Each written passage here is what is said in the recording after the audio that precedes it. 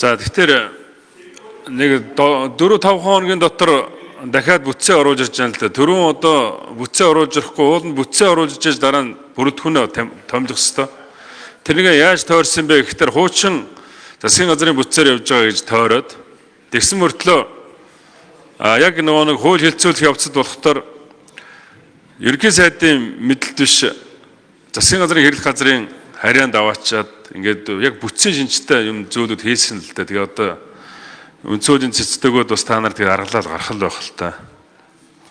Тэгэхээр ер нь бол энэ одоо энэ хууль бүтц оруулж байгаа гол үндсэн шалтгаан нь бол төсвийн тодголыг хийхдээ ард иргэдийн саналыг авахгүйгээр өөрөөр хэлбэл иргэд мэдэх хэрэггүйгээр тэр одоо төслийг хийж байгаад харамсаж байгаа. Гол одоо өөрчлөлт нь энэ л байгаа. Та нар мэдэх шаардлагагүй. Бид нар бол та нарын төссөн доторыг дураараа зарцуулна гэдэг энэ л концепцийн үдэн дээр энэ одоо хууль орж ирж байгаа. Тийм учраас энэ дээр бол арилсан намынхан одоо эсэргүүцэх ёстой. Яг энэ заалт дээр. Мэдээж бүтц бүрэлдэхүүний асуудал бол тодорхой явж таарах байх. Тэгэхээр их хурлын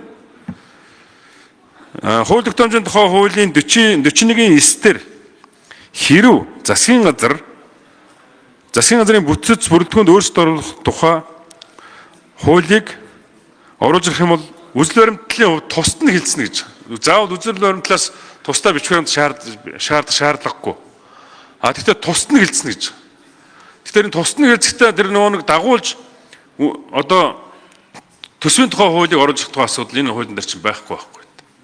Ер нь бол энэ нэг удаагийн өөрөөр хэлбэл засгийн газрын Зандан шатар даргын ерөнхий сайдын нэг удаагийн энэ засгийн газрын бүтцийг батлах, бүрэлдэхүүнийг батлах энэ хуулийн дагуу суур хуулиуд орж иж тэр нь өөрчлөгдөж ерөөсөө болохгүй байхгүй. Энэ бол асар том одоо хуулийн хулгаануудад орно. Ингэж одоо ард иргэдийн мэдэх хэрхийг хааж ерөөсөө болохгүй. Тийм учраас энэ хуулийн дээр би эсрэг байгаагаа илэрхийлье. Энд ямар ч хууль эрхцээ асуудалгүй. Бүх асуудал үндсэн хуулийн дагуу явж байгаа. Хуульд цүүлд орсон нэмэлт өөрчлөлтөөр энэ бүрэлдэхүүний тухай хуульд өөрчлөлт оруулах асуудал маань засгийн газраас нэн яаралтай гормоор өргөн барьж хилцэгдэх шаардлагатай гэж одоо улсын хурлын тамгын газар, засгийн газар, хэрэглэх газрын хуульчид бүгдээрээ ярьж байгаад энэ процедураар явж байгаа юм. Яагаад тэгэхээр нэн яаралтай гормоор хилцэх асуудлыг засгийн газрын хуралдаанаар шийдвэрлэдэг. Засгийн газрын хуралдаан бүрдэхийн тулд сайднараа томилох шаардлагатай.